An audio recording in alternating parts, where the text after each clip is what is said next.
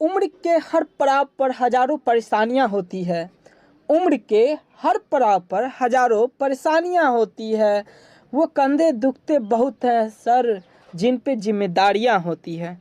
स्वागत करता हूं आप सभी को स्टडी स्कैनर पे।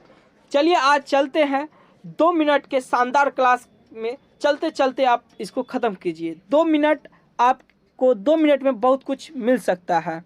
तो चलिए हम जानते हैं सबसे पहले फिटकिरी किस लवण का उदाहरण है। तो आपको पता होना चाहिए फिटकिरी एक द्विक लवण है। कैसी लवण है फिटकिरी? फिटकिरी एक द्विक लवण है। फिटकिरी का अनुसूत्र K2SO4 इंटू 24H2O होता है। K2SO4 Al2 इंटू SO4 का होल थ्राइस इंटू 24H2O होता है। ठीक, देखिए फिटकिरी का प्रयोग कहाँ पे करते हैं? फिटकिरी का प्रयोग जल को शुद्ध करने में, चमड़ा उद्योग में और कपड़ों की रंगाई में की जाती है। चलिए नेक्स्ट क्वेश्चन क्या कहता है?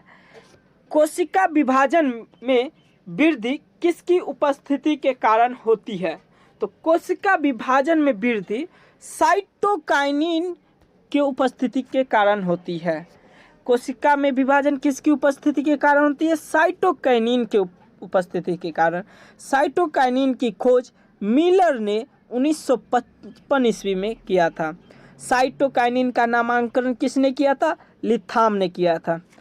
नमस्कार दोस्तों, अगर आप मेरे चैनल पर नए हैं तो चैनल को सब्सक्राइब कीजिए, लाइक कीजिए और अपने दोस्तों के पास शेयर कीजिए। आपका एक शेयर हमारे लिए बहुत ही फायदेमंद हो सकता है।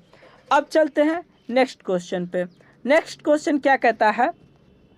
पौधे की वृद्धि का नियंत्रण किस हार्मोन के कारण होता है? तो पौधे की वृद्धि का नियंत्रण ऑक्सिन हार्मोन के कारण होता है।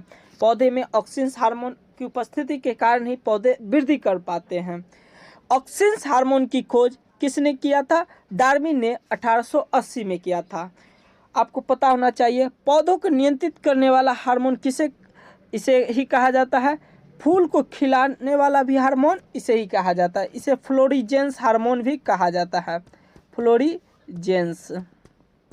ओके, चलिए अब नेक्स्ट क्वेश्चन पर। नेक्स्ट क्वेश्चन क्या कहता है? सफ़ेद फास्फोरस को किस में संग्रहित किया जाता है, यानी किस में रखा जाता है? तो सफ़ेद फास्फोरस को ठंडे पानी में रखा जाता है। सफ़ेद फास्फोरस को ठंडे पानी में रखा जाता है। और सफ़ेद फास्फोरस का एक और खासियत है कि इसे 35 डिग्री सेल्सियस पर छोड़ देने पर यह स्वतः जलने लगता है।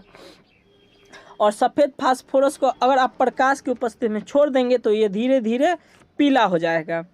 ठीक, इसी कारण सफ़ेद फास्फोरस को पीला फास्फोरस भी कहा जाता है। और एक दो और फैक्ट जान लीजिए। सफ़ेद फास्फोरस से लहसुन जैसा गंध निकलता है। सफ़ेद फास्फोरस का अनुसूत्र P4 होता है। अब देखिए लाल फास्फोरस का अनुसूत्र P2, ध्यान रखिएगा। और यहाँ सफ़ेद फास्फोरस का अनुसूत्र P4 और लाल फास्फोरस का P2 होता है। ठीक, और लाल फास्फोरस का रंग अपारदर्शक एवं रवादार ठोस पदार्थ होता है।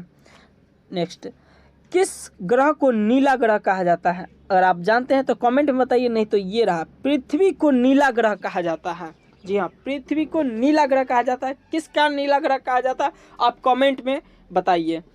पृथ्वी का संरचना सियाल, सीमा और नीफे से बनी होती है। नीचे लिखा गया है नीफे होगा। ठीक, नीफे। पृथ्वी का घनत्व सभी सौर मंडल में सर्वाधिक होता है। पृथ्वी का घनत्व सभी सौर मंडल में सर्वाधिक होता है। चलिए तो हो गया आज भर के लिए इतना ही। फिर मिलते हैं हम नेक्स्ट क्लास में। तब तक के लिए जय हिंद।